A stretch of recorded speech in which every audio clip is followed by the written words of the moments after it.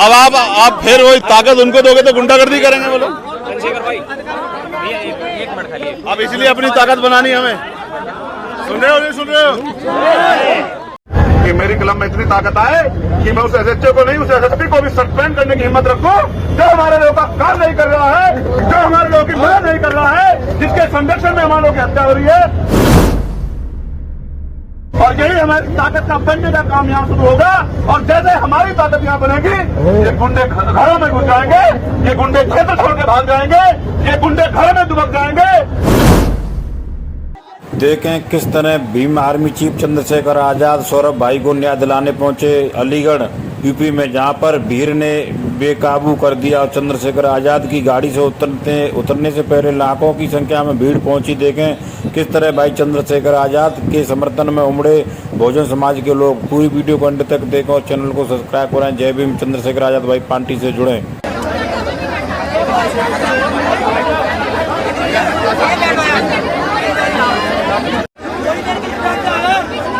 की लड़ाई लड़नी पड़ेगी।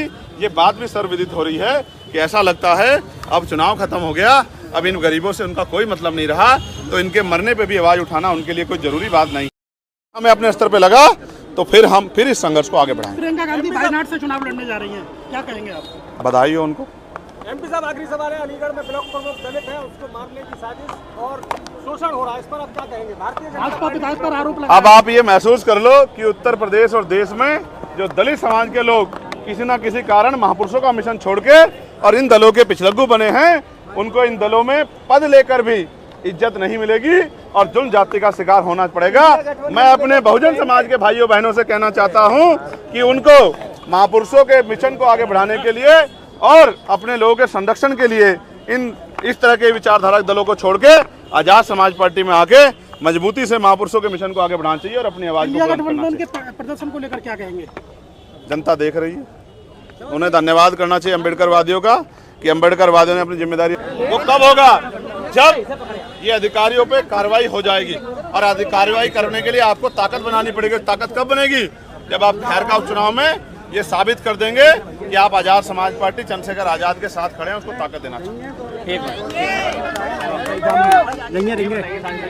मस्क के बाद में लगातार ईवीएम का विरोध हो रहा है, कह रहा है ईवीएम से आगे चुनाव नहीं हो रहा, एलन मस्क का एक ट्वीट आया। देखिए, मैं मानता हूं कि लोकतंत्र जनता के लिए है, तो जनता को जिस भी विषय पर संदेह है, चाहे वो ईवीएम हो या इलेक्शन कमीशन हो, सबको स्पष्टीकरण देना चाहिए।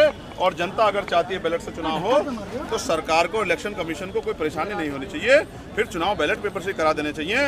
जनमत का सम्मान होना चाहिए। जो अधिकारी इलेक्शन कमीशन में है और जो सरकार भी है वो जनता के द्वारा बनाई गई है, और इलेक्शन कमीशन में बैठे एसी के कमरे में बैठे अधिकारी भी जनता के टैक्स के पैसे ही तनख्वाह लेते हैं। तो जनता के मुद्दों को सुनना और उनको उनके मन में लोकतंत्र, संविधान और संवैधानिक संस्थाओं के प्रति विश्वास बनाए रखने के लिए अगर जनता ये चाहती है कि बैलेट पेपर से चुनाव हो तो एलन मस्क की जरूरत नहीं है। यहाँ की जनता की मांग को मानकर ही यहाँ के इलेक्शन कमीशन को ये फैसला लेना चाहिए। क्या लगता है 2400 दुरुपयोग भी हुआ इसका? अब ये मैं फिर आपसे कह रहा हूँ कि ईवीएम पे चर्चा इसलिए ज़्यादा नहीं कर रहे हैं कि बीजेपी के लोगों ने झूठ बोल के और फिर और बहुत लोगों ने झूठ बोल के हमारे वोट को इस बार ले लिया है। मेरा एक सवाल आपसे ये है, ये परिवार 10 दिन से यहाँ बैठा है, इंडिया अलायंस के लोगों ने हमारे लोगों से वोट ली है, क्या उनको नहीं दिखता कि हमारे लोगों की जान गई है? उनको भी इस पे सवाल खड़ा करना चाहिए। क्या वो नेता जो उत्तर प्रदेश के हैं और देश स्तर के हैं, क्या इन पीड़ितों के न्याय आंसू पूछने जाएंगे? आएंगे, इनका दुख पूछेंगे, इन गरीबों घर तक पहुँचेंगे, या फिर इनको चंद्रशेखर आजाद के साथ ही खड़ा होकर अपने आंसू की, अपने साथ होने वाले अन्याय की लड़ाई लड़नी पड़ेगी? ये बात भी सर्वविदित हो रही है कि ऐसा लगता है अब चुनाव खत्म हो गया, अब इन गरीबों से उनका कोई मतलब नहीं रहा, तो इनके मरने पे भी आवाज उठाना उनके लिए कोई जरूरी बात नहीं है। इधर उधर के 100 मुद्दों पे आवाज उठेगी, लेकिन दलित, पिछड़े आदिवासियों और मुसलमानों, जैन, सिख, ईसाई, बौद्ध, पारसियों के दमन पे भी, उनकी हत्या पे भी सवाल खड़ा करना चाहिए। ये भी उनकी जिम्मेदारी जिन्होंने संविधान के नाम पे वोट ली। आजाद समाज पार्टी के राष्ट्रीय अध्यक्ष और सर, सिर्फ नारा लगाने से या मोटरसाइकिल दौड़ाने से काम नहीं चलेगा। बिना राजनीतिक शक्ति के हम इनका मुकाबला नहीं कर सकते। चंद्रशेखर भैया, अगर आज मेरे हाथ में ताकत होती तो मैं इस मीडिया को यही सरकारी नौकरी की घोषणा करवा के दिखाता हूँ। उत्तर प्रदेश में भाजपा को ताकत दे रखी है और भाजपा के लोग सत्ता में बैठे हैं और ऐसे मुख्यमंत्री बैठे हैं जिनके राज में दलितों को घर से खींच के मारा जा रहा है।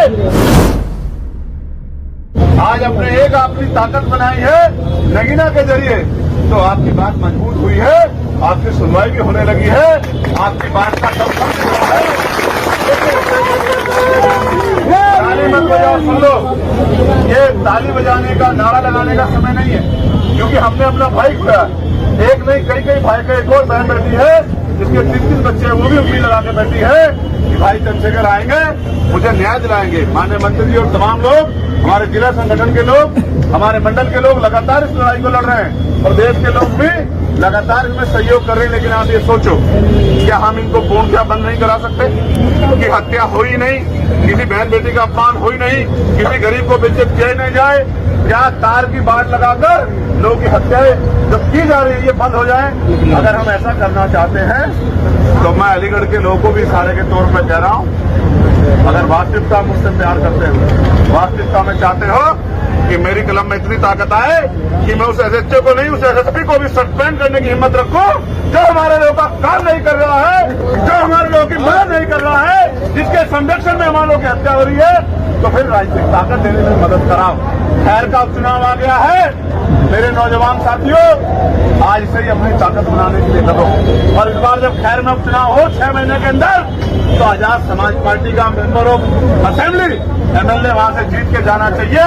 यही इस परिवार को सच्ची श्रद्धांजलि होगी और यही हमारी ताकत का बनने का काम यहाँ शुरू होगा।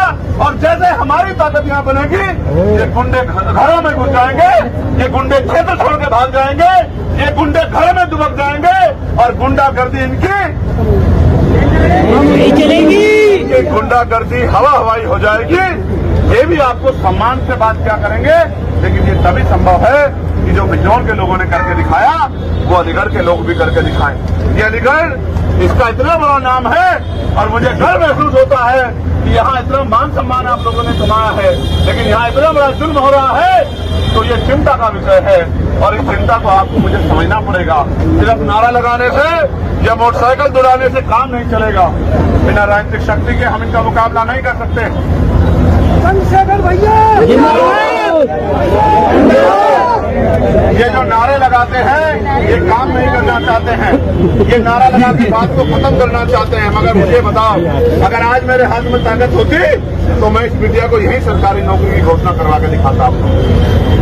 उत्तर प्रदेश में भाजपा को ताकत दे रखी है और भाजपा के लोग सत्ता में बैठे हैं और ऐसे मुख्यमंत्री बैठे हैं जिनके राज में दलितों को घर से खींच के मारा जा रहा है, पिछड़ों को कंध लगा के मारा जा रहा है और धर्म के नाम पे मुसलमानों को होना पड़ रहा है। कोई सुनवाई करने वाला नहीं है। आप मुझसे उम्मीद लगाते हो, मैं आपकी उम्मीद पर खड़ा करने के लिए तैयार हूँ, लेकिन जब तक आप मुझे ताकत नहीं दोगे मैं क्या करूँ? मैं आपसे दोबारा पुनः कहता हूँ, अलीगढ़ में रहने वाले मेरे बंधुओं, मेरी माँ बहनों, अलीगढ़ के मेरे वीर नौजवान साथियों, पहरेदारों, आज से ही जाके जब तक चैन से नहीं बैठना, जब तक अलीगढ़ में आप अपनी ताकत न बना लो। और ये मौका आपको 6 महीने में मिलने वाला है। उसी दिन ये एहसास हो जाएगा गुंडों को कि अब चंद्रशेखर आजाद बहुत ताकतवर होगा, अब आजाद समाज पार्टी बहुत ताकतवर होगी, अब भीम आर्मी बहुत ताकतवर होगी। जिनके खिलाफ हम लोग गुंडागर्दी नहीं कर सकते हैं, उनके हौसले पस्त हो जाएंगे और जुल्म ज्यादती बंद हो जाएगी और हमारे हाथ में इतनी ताकत भी होगी कि हम अपने लोगों के लिए अवसर भी पैदा कर सकें। लेकिन दुख की बात यह है कि संख्या इतनी होने के बाद भी हम जुल्म ज्यादती सह रहे हैं। इसलिए मैं आपसे ये उम्मीद भी करता हूँ कि आप मेरी बात को पहरेदारी देंगे और यहाँ से जाने के बाद अपनी जिम्मेदारी खैर विधानसभा में जाकर लगा के और भाईचारा बना के खैर में अपनी ताकत बनाने का संकल्प यहाँ लेंगे। लोग नहीं लेंगे, बताओ? ऐसे हाथ उठा के मुट्ठी बंद करके बताओ।